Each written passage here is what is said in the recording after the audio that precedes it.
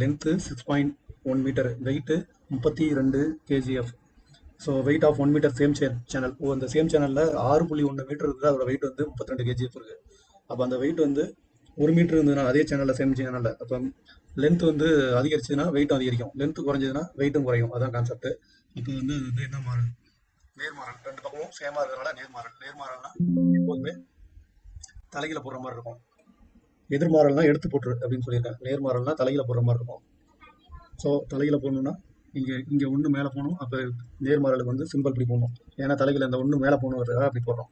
So அப்போ 1/6.1 into 32. இப்போ இதை எப்படி அடிக்கலாம், நேரம் 32 6.1. 6.1ங்கிறதுனால நம்ம அதை கழிச்சு தான் போட முடியும். இப்போ ரெண்டு பக்கமும் 10ஆல் பெருக்கிறோம், ரெண்டு பக்கமும் 10ஆல் பெருக்குனா அந்த 0.1 எடுத்துடலாம். அப்போ 320/61. அப்போ 61 வந்து நம்ம வகுத்து தான் போட முடியும், எதுவுமே இதை சுருக்க முடியாது, அடிச்சுலாம் போட முடியாது. அப்போ வகுத்து போடும்போது 61 320 5 வாட்டி அடங்குது. ஒரு தோராயமாக கணக்கு பண்ணி பாருங்க, 5030 300 வருது. நம்ம 300 வருது. 6 6 36, 6 போட்டால் உங்களுக்கு வராது, 5 போட்டால் வந்துடும். 5030 5 × 61 305. 10ல் 5 போச்சுன்னா 5 1 அப்படி வந்துடும். இப்போ பாயிண்ட் வச்சு நம்ம முன்னாடி சொன்னது 2 0 சேர்க்கறது வந்து அது ரூட்டுக்கு, ஸ்கொயர் ரூட்டுக்கு தான் அப்படி சொன்னோம். இப்போ இதில் அது மாதிரி 2 0 சேர்த்துட்டு வந்துருக்காங்க. பாயிண்ட் வச்சுட்டு இந்த பாயிண்ட் வச்சுட்டா அங்கே ஒரு 0 சேர்த்துக்கலாம், நம்ம குறையும் போது ஒரு 0 சேர்த்துக்கிறோம். 150 வந்து 2 வாட்டி அடங்குது, 3 6 18 180 போயிடுது. இப்போ 2 வாட்டி அடங்குது. அப்போ 2 × 61 122. 122 150 போயிடுச்சுன்னா 280. 10ல் 2 போச்சுன்னா 8, 3ல் 2 போச்சுன்னா 4ல் போச்சுன்னா 2. நீங்கள் 0 சேர்த்துக்கிட்டே இருக்கலாம். 28 61 அடங்காது, ஏற்கனவே பாயிண்ட் வச்சுட்டோம், அதனால 0 சேர்த்துக்கிட்டே இருக்கலாம் நீங்கள். இப்போ 280னா 4 வாட்டி அடங்குது, 5 வாட்டினா 300 ஆகிடுது. அப்போ 4 வாட்டி அடங்குது. 4 × 61 244 வருது. இப்போ 10ல் 4 போச்சுன்னா 6, 8ல் 4 போச்சுன்னா 7ல் 4 போச்சுன்னா 3. ஸோ இன்னொரு 0 அங்கே சேர்த்துட்டு அடுத்த டிஜிட் கண்டுபிடிக்கலாம். போகுது நமக்கு equal to 5.24 kgf answer. So அடுத்த சம்முக்கு போகலாம். அடுத்த சம்மு பார்த்தீங்கன்னா டயா 120 mm டயா 2. இது வந்து இதோட டிரைவன், இதை நல்லா புரிஞ்சுக்கணும். இது வந்து டிரைவர் புள்ளி, இது ட்ரிவன் புள்ளி. ஸோ டிரைவர் புள்ளி சுற்றினா தான் ட்ரிவன் புள்ளி சுற்றும். புள்ளி கான்செப்ட் பார்த்தீங்கன்னா டிரைவர் புள்ளி பெருசாக இருந்துச்சு, ட்ரிவன் புள்ளி சின்னதாக இருந்துச்சுன்னா தான் டிரைவர் புள்ளி வந்து ஒரு சுற்றினா ட்ரிவன் புள்ளி. ஒரு எக்ஸாம்பிளாக தோராயமாக இது பெருசாக இருந்துச்சுன்னா அதை விட இது அதிக சுற்றும். ஸோ இது ஒன்றுனா இது 2 சுற்றும் அப்படிங்கிற மாதிரி, அந்த மாதிரி செட்டிங்ஸில் இருக்குது. இப்போ நம்ம வந்து டிரைவர் புள்ளியை வந்து இந்த புள்ளி கான்செப்ட், டிரைவர் புள்ளி, ட்ரிவன் புள்ளி, புள்ளி டயா, இந்த மாதிரி புள்ளி கான்செப்டில், புள்ளி டீத்து, இந்த கான்செப்டில் வர்றது எல்லாமே எதிர்மாறல் தான். ஏன்னா இது இந்த பார்த்தீங்கன்னா d1/d2 = n2/n1. இது வந்து உங்களுக்கு தியரி புக்கில் இருக்கும். பெல்ட்டு பாடத்தில் பார்த்தீங்கன்னா d1 அப்படிங்கிறது driven புள்ளியோட டயா, d2ங்கிறது driver புள்ளியோட டயா.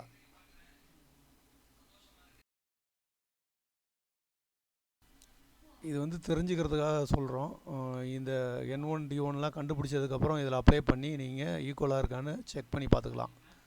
Okay, n1ங்கிறது RPM of driven புள்ளி, n2ங்கிறது ஆர்பிஎம் ஆஃப் டிரைவர் புள்ளி. ஸோ இப்போ வந்து d1 120 கொடுத்துருக்காங்க, ஆர்பிஎம் வந்து 1200 கொடுத்துருக்காங்க. அப்போ டயா வந்து அதிகரிச்சதுன்னா ஆர்பிஎம் வந்து குறையும், டயா கம்மியாக இருந்ததுன்னா ஆர்பிஎம் அதிகமாகும். அடுத்தது வந்து d2ஓட டயா வந்து 720 கொடுத்துருக்காங்க. 720 d2, இங்கே பார்த்துக்குங்க d2 720. இது ஆர்பிஎம் வந்து அதிகமாக இருக்குது, அப்போ அதோட டயா வந்து அதிகமாக இருக்கிறதுனால ஆர்பிஎம் குறையுது. ஸோ இந்த கான்செப்டை வச்சு போடுங்க. இது வந்து எதிர்மாறல். இதை இந்த கணக்கை நீங்கள் போட்டுருங்க. இது ஏதோ பாஸ் பண்ணும்போது மிஸ் ஆகிடுச்சு, இதை வந்து ஹோம்ஒர்க்காக போட்டுக்கோங்க. கண்டுபிடிக்க வேண்டியதை எப்போதுமே மேலே தான் கட்டம் போட்டிருக்க பாருங்கள், கண்டுபிடிக்க வேண்டியதை மேலே போட்டுக்கணும். சாரி, கம்பேர் பண்ண வேண்டியதை மேலே போட்டுக்கணும். அப்போ டீத் வந்து அதிகரிச்சதுன்னா இங்கே இசட் வந்து 42 டீத்து, டயா சின்னதாக இருந்துச்சுன்னா டீத்தும் குறையும், அப்படியே டயா பெருசாக இருந்தால் அதில் டீத்து அதிகமாக இருக்கும். ஸோ டயா பேஸ் பண்ணி அங்கே என்ன போட்டோமோ அதுதான் இருக்குது. Z1 42 டீத் இருக்குது. N2 கண்டுபிடிச்சி நீங்கள் போட்டு பாருங்கள். 96 RPM. N2 பெரிய புள்ளி, பெரிய டயாவோட புள்ளியோட ஆர்பிஎம் வந்து 96 கொடுத்துருக்காங்க. N1 சின்ன புள்ளியோட ஆர்பிஎம், சின்ன கியரோட ஆர்பிஎம், சின்ன கியரோட ஆர்பிஎம் வந்து 224 கொடுத்துருக்காங்க. Z2 என்னன்னு கண்டுபிடிக்க சொல்கிறாங்க. Z2னா பெரிய டயாவோட ஆர்பிஎம் கண்டுபிடிக்க சொல்கிறாங்க. வேற ஒன்றும் இல்லை. இதில் டீத்து கொடுத்துருக்காங்க. டீத்து சில இடத்துல டயா கொடுப்பாங்க. ரெண்டும் ஒன்று தான். டயா பெருசாக இருந்தால் தான் டீத் அதிகமாக இருக்கும். அப்போ டீத்து அதிகமாக இருந்துச்சுன்னா அதோட ஆர்பிஎம் வந்து குறையும். டீத்து கம்மியாக இருந்துச்சுன்னா டயாவும் கம்மியாக இருக்கும். இப்போ இந்த இதில் பார்த்தீங்கன்னா இது ஒரு சுற்றுச்சுன்னா இது ஒன்றுக்கு மேற்பட்ட சுத்தம் அது இந்த இடத்துல. ஸோ இது பெரிய டயா இருக்குது. பெரிய டயா வந்து ஆர்பிஎம் குறையும். அப்போ டயா குறைய குறைய ஆர்பிஎம் அதிகரிக்குது. அப்போ நேர்மாறல். டயா டீத்து டயா ஆர்பிஎம் அப்படின்னு வந்தாலே, கியர்னு வந்தாலே நீங்கள் எதிர்மாறல் தான் போகணும். ஸோ இப்போ நம்ம கண்டுபிடிப்போம் பார்த்துங்க. பார்த்தீங்கன்னா டீத்து வந்து அதிகரிச்சதுன்னா ஆர்பிஎம் குறையும். அப்போ எதிர்மாறல். டீத்து ஆர்பிஎம், டயா ஆர்பிஎம் இது எல்லாமே எதிர்மாறல். கண்ண மூடிட்டு எதிர்மாறல் எழுதணும். அப்போ எதிர்மாறல்னு எழுதிங்க. எதிர்மாறல் எழுதிட்டு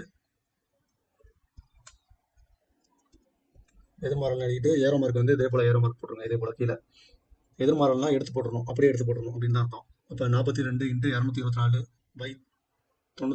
இங்கே கிடைக்கும். 42 × 224/96. ஸோ இதை 2ஆல் அடிக்கிறோம். 48 2 96. இதை அடிச்சிங்கன்னா 21 2 42. திரும்பவும் 2ஆல் அடிக்கிறோம். 4ஆல் அடிக்கிறோம். 1 4 4 2 4 8. ஸோ இதை 4ஆல் அடிச்சுன்னா 5 4 20, பாக்கி 2 6 4 24. இப்போ இதை 3ஆல் அடிக்கிறோம். 4 3 12, 7 3 21. ஸோ இந்த 4 வந்து திரும்ப 56. 1 4 4, இங்கே 1 4 4, பாக்கி 1 4 16. அப்போ கீழே ஃபுல்லாக அடிபட்டுருது. 7 × 14 அதுதான் மேலே இருக்குது. 7 4 28 8, பாக்கி 2, 7 1 7 2 9. அப்போ 98 தான் இதுக்கு வந்து ஆன்சர். அப்போ அந்த டீத் வந்து இந்த இடத்துல 98 இதுதான் ஆன்சர். ரைட்டு. நெக்ஸ்ட் நம்ம போகலாம்.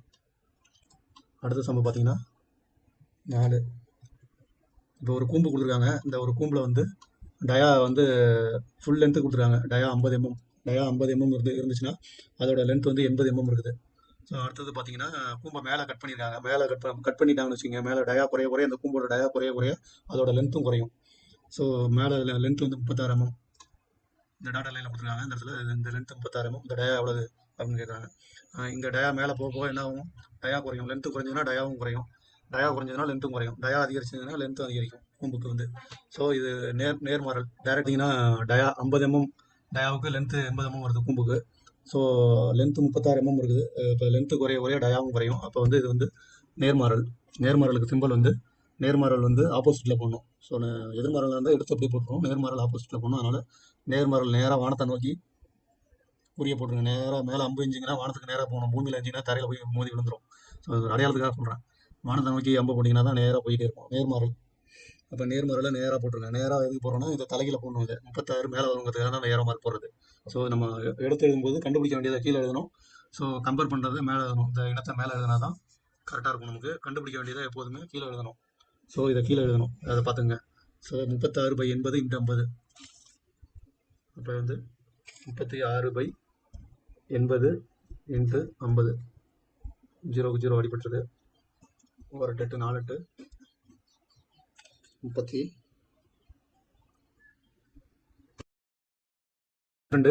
பாக்கி 4 அடங்காது. ஸோ அந்த 4 பக்கத்தில் புள்ளி வச்சு 0 சேர்த்துட்டா 40 ஆகிடுது. அப்போ இதெல்லாம் மைண்ட்லேயே போடணும். 5 8 40. அப்போ 4.5 × 5. 5 25க்கு 5, பாக்கி 2, 4 5 22 22. அப்போ ஒரு ஸ்தானம் தள்ளி புள்ளி கொடுத்தா 22.5 வந்து இதோட கூம்போட லென்த்து. இங்கே வந்து 22.5 mm வரும். ஸோ இது போட தெரியலன்னா நீங்கள் தனியாக கூட வகுத்தலில் போட்டுங்க. இப்போ பழக்கமாகிடுச்சுன்னா அப்படி போடுங்க. தனியாக வகுத்தலில் போட்டுக்கிட்டிங்கன்னா 36, இங்கே வந்து 8, 4 8 32, 6 2 போச்சுன்னா 4. ஸோ 8 4 அடங்காது. அதனால் புள்ளி வச்சுக்கிறோம். புள்ளி வச்சு 0 சேர்த்துக்கிறோம். 5 8 40. 5 8 40. இது 40 40 போச்சுன்னா 0 4.5 இப்படி தான் வரும். ஸோ போட தெரியலாம் அப்படி போடுங்க. நெக்ஸ்ட் சம்பளமா. இப்போ if a machine assemble 8 machine in 3 days, how long will take assemble 60 machine? இந்த இடத்துல ஏமாந்துருவோம். நம்ம நாட்கள்ங்கிற மாதிரி வச்சோம்னா ஏமாந்துருவோம். ஸோ 8 மிஷின் ஆட்கள் வந்து ஒரே ஒரு ஆள் தான் செய்கிறாரு. மெக்கானிக் ஒரே ஒரு மெக்கானிக் தான் செய்கிறாரு. 8 மிஷின் 3 நாள் செய்கிறாரு. 60 மிஷின் எத்தனை நாள் செய்வார்? ஸோ மிஷின் அதிகரிக்கும் போது நாளும் அதிகரிக்கும். ஒரே ஒரு நாள் தான் செய்கிறாரு. ஆட்கள் கூடி வேற இன்னும் 5 ஆளை வச்சுட்டு செஞ்சாருன்னா இதை குறையும். அப்போ அதோட கான்செப்ட் வேற. இப்போ இதோட கான்செப்ட் ஆட்கள் நாட்கள்னாலே எதிர்மாறல். ஆனால் இந்த இடத்துல கொஞ்சம் யோசிக்கணும். 8 மிஷின் 3 நாளில் செய்கிறாரு. 60 மிஷின் அதே ஆள் தான் செய்கிறாரு. 60 மிஷின் செய்யும்போது இன்னும் நாள் அதிகரிக்கும். இப்போ மிஷின் அதிகரிச்சா நாள் அதிகரிக்கும். அப்போ வந்து 2 தினமும் ஒரே இதாக இருக்கிறதுனால இது நேர்மாறல். இதை எதிர்மாறல்னு போட்டால் சம தப்பாயிடும். நானே அப்படி போட்டு முடிச்சிட்டு இருந்தேன் கொஞ்ச நேரம்.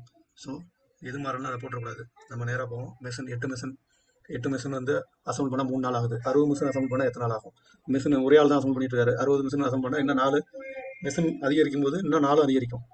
ஒரே ஆள் செய்யும்போது மிஷின் அதிகரிக்குது, இப்போ 4 அதிகரிக்குது. அப்போ இது வந்து நேர்மாறல். நேர்மாறல்னா எதிர்மாறல்னா அப்படியே எடுத்து போடணும். நேர்மாறல்னா நேராக ஏற மார்க்க மேலே போட சொல்லிட்டேன். தலைகீழியாக மாற்றி போடணும். அப்போ 60/8 × 3. ஸோ 4 லட்சம் 2 4 4 பாக்கி 2 5 60 15 நாங்கள் 60.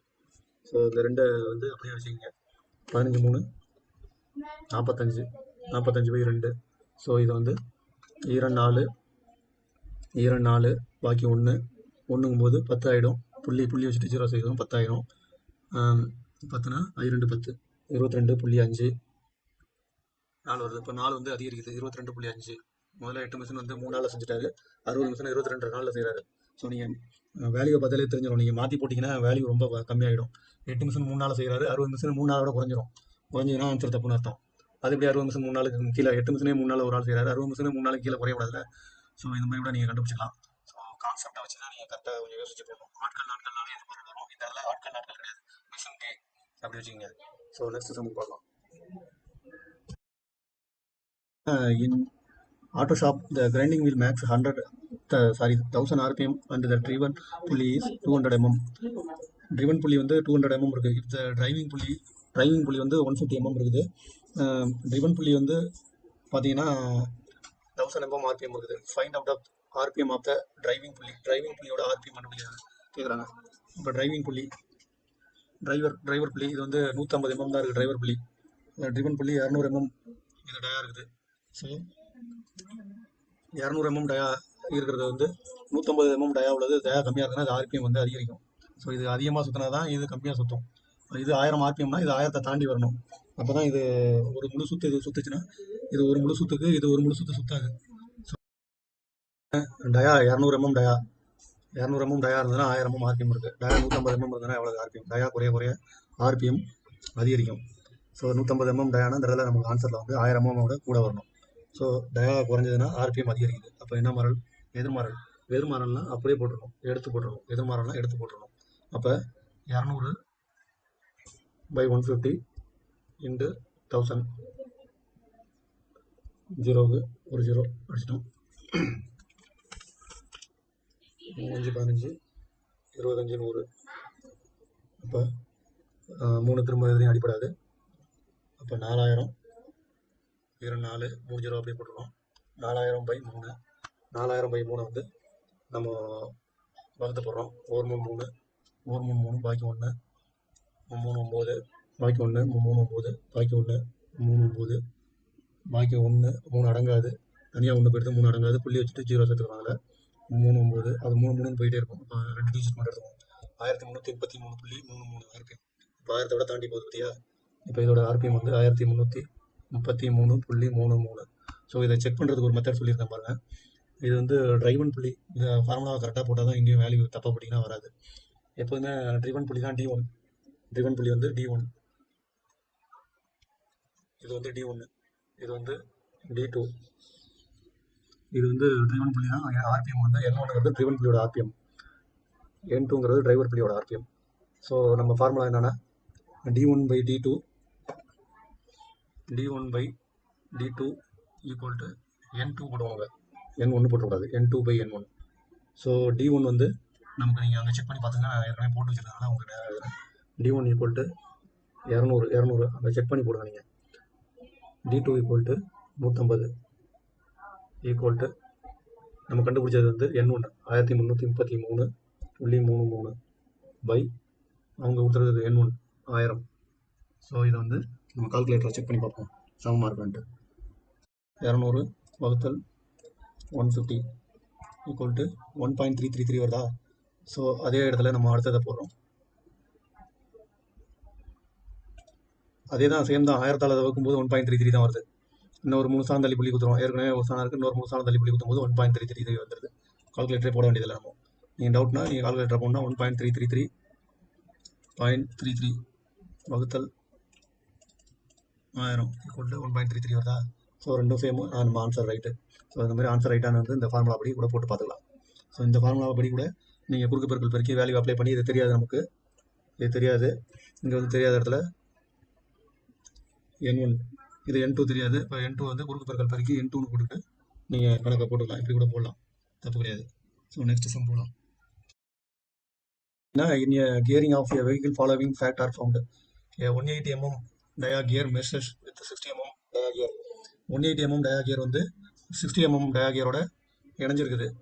If the picker gear max 60 rpm, picker gearனா பெரிய gear வந்து 60 rpm சுத்துது. What will be the rpm of smaller gear? சின்ன gear வந்து எவ்வளோ rpm சுத்துது அப்படிங்கிறாங்க. இந்த மாதிரி தான் கேட்பாங்க. இது அடிக்கிறதுலாம் ஈஸியாக இருக்குது இந்த கணக்கு. ஸோ கணக்கு முன்னாடி நீங்கள் டிராயிங்கை நல்லா கிளியராக டக்குன்னு போட்டுடணும். இது வந்து 180 mm டயா கியர் பெரிய கியர், இது சின்ன கியர் வந்து 60 mm டயா, 60 mm, அங்கே mm 180 mm. இது முதல்ல அந்த எம்எம்ல எல்லாமே இருக்கான்னு பார்த்துக்கணும். ஸோ இது ரெண்டுமே எம்எம்ல இருக்குது. சில நேரத்தில் ஏமாத்துறதுக்காக சென்டிமீட்டரில் கொடுப்பாங்க, அதை எல்லா வாட்டியுமே செக் பண்ணிக்கோங்க. ஸோ 180 mm டயா உள்ள கியர் வந்து ரெண்டும் மிஸ் ஆகிருது. இது வேகமாக சுற்றுச்சுன்னா இது இன்னும் அதிக வேகமாக சுற்றும். இது டயா கம்மியாக இருக்குது. அப்போ இது வந்து 60 mm டயா, 180 mm டயா உள்ளது 60 rpm சுற்றுதுன்னா 60 mm டயா உள்ளது. அப்போ டயா குறையும் போது ஆர்பிஎம் இன்க்ரீஸ் ஆகுது. இதோட டயா குறையும் போது ஆர்பிஎம் இன்க்ரீஸ் ஆகுது. அப்போ எதிர்மாறல்னா அப்படியே எடுத்து போட்டுருணும். அப்போ அந்த நம்ம எதிர்மாறல் எழுதிப்போம். எதிர்மாறல் நீங்கள் நேராக வேல்யூவை அங்கே போட்டு நேராக அடித்து நீங்கள் அப்படியே எடுத்து போட்டு வேல்யூ அடித்து போடணும். எதிர்மாறலாம் எழுதிக்க வேண்டியதெல்லாம் நீங்கள் போட்டு பார்க்கும்போது. ஸோ நீங்கள் கான்செப்டை புரிஞ்சுக்கிட்டு நிறைய சம் போட்டு பார்க்கும்போது இந்த மாதிரி எழுதி போட்டு பாருங்கள். அங்கே வந்து நேராக வேல்யூ வச்சு போட்டுருங்க. அப்போ எதிர்மாறலாம் எடுத்து போட்டுருவோம். அப்போ 180/60 × 60 இப்படி தான் கேட்பாங்க அடிக்கிற மாதிரி. இப்போ 16 அடிப்பட்டு போயிடுது. அப்போ 180 தான் இதோட ஆர்பிஎம். ஸோ இதோட ஆர்பிஎம் வந்து 180. ஸோ இன்னொரு மெத்தட்லையும் போடலாம். இது வந்து 180 mm ஆர்பிஎம் இருக்குது. ஒரு நிமிஷத்துக்கு ரிவால்யூஷன் பெர் மினிட்ஸ் 60 சுற்றுது. அப்போ இது வந்து இதோட 3 மடங்கு கூட இருக்குது. இது 60னா இது 180, ஒரு 60 3 மடங்கு கூட இருக்குது. அப்போ இது 3 மடங்கு கூட இருக்குதுன்னா 180 mm இது வந்து ஒரு நிமிஷத்துக்கு 60 சுற்றுது. அப்போ இதை விட 3 மடங்கு கம்மியாக இருந்தால் இது 3 மடங்கு கூட சுற்றும். அப்போ 3 180 சுற்றும். அப்படி நேராக மைண்ட்லேயே கூட போடலாம் நீங்கள். நன்றி. அடுத்த கணக்கு நம்ம பார்ப்போம். அடுத்த கணக்கு பார்த்தோன்னா, a vehicle job is completed by 5 machines in 4 days. Vehicular ஒரு வண்டி தயாரிக்கிறவர் வந்து 5 மிஷின் வந்து 4 நாளில் தயாரிச்சிடறாரு. If only 3 mechanic are available. 3 mechanic தான் இருக்காங்க. 5 மெக்கானிக் 4 நாளில் செஞ்சிடறாங்க. அப்போ 3 மெக்கானிக் தான் இருக்காங்கன்னா எத்தனை நாளில் செய்வாங்க அப்படிங்கும்போது அப்போ வந்து இது எப்படின்னு நம்ம பார்ப்போம். 5 மெக்கானிக் சேர்ந்து 4 நாளில் முடிக்கிறாங்க. 3 மெக்கானிக் குறைஞ்சாங்கன்னா நாட்கள் அதிகரிக்கும். அப்போ வந்து இது வந்து எதிர்மாறல்லாம் அப்படியே எடுத்து போட்டுருவோம். நம்ம கண்டுபிடிக்க வேண்டியதை கீழே எழுதணும். அதை மாற்றி எழுதிங்கன்னா கண்டுபிடிக்க வேண்டியதை கீழே எழுதணும். மாற்றி எழுதிங்கன்னா தப்பாயிடும். ஸோ எதிர்மாறல்லாம் எடுத்து போட்டுருவோம். 5/3 × 4 = 20/3 = 6 3 18, பாக்கி 2 8 3 24, 7 3 21, 6 3 18 தான் வருது. ஸோ பாக்கி 2 6 3 18, 6 6ன்னு போயிட்டே இருக்கும். இதை நீங்கள் தனியாக போகிறதா இருந்தாலும் தனியாக 20 போட்டு 3 போட்டு 6 3 18, 20 11 12 20, 7 3 21, 6 3 18, 6.66ன்னு போயிட்டே இருக்கும். ஸோ 6.66 2 டிஜிட் போட்டு எடுத்துங்க. 6.66 நாட்களில் செஞ்சுருவாங்க. அதுதான் ஆன்சர். ஸோ இதோட முடியுது, நமக்கு இந்த சம்மோட முடியுது. அடுத்தது நம்ம வந்து பர்சன்டேஜ் பார்க்க போகிறோம். பர்சன்டேஜ்னால் ஒன்றும் கிடையாது, ஒரு 100ஓட வந்து கம்பேர் பண்ணுற மாதிரி இருக்கும். ஸோ இதில் பார்த்தீங்கன்னா percentage is kind of fraction whose denominator is always. பர்சன்டேஜில் டினாமினேட்டர் எப்போதுமே 100 தான் இருக்கும். இப்படி கூட கேட்கலாம் நீங்கள் பேஸில். பர்சன்டேஜ் டினாமினேட்டர் எப்போதுமே 100 தான் இருக்கும். ஸோ இது வந்து 16%னா 16/100 அப்படியே எழுதுகிறோம். ஸோ இதில் பார்த்தீங்கன்னா இந்த எடுத்துக்காட்டு சம்ம எல்லாத்தையுமே பாருங்கள். இந்த எடுத்துக்காட்டு சம்ம பார்த்துட்டு இதில் ஒரு அசைன்மெண்ட்டில் 1 2 3 4 10 கணக்கு இருக்குது. இந்த 10 கணக்கை ஒரு பாஸ் பண்ணி வச்சுட்டு போட்டு பாருங்கள். நீங்களாக பார்த்து புரிஞ்சுக்கிட்டு போட்டு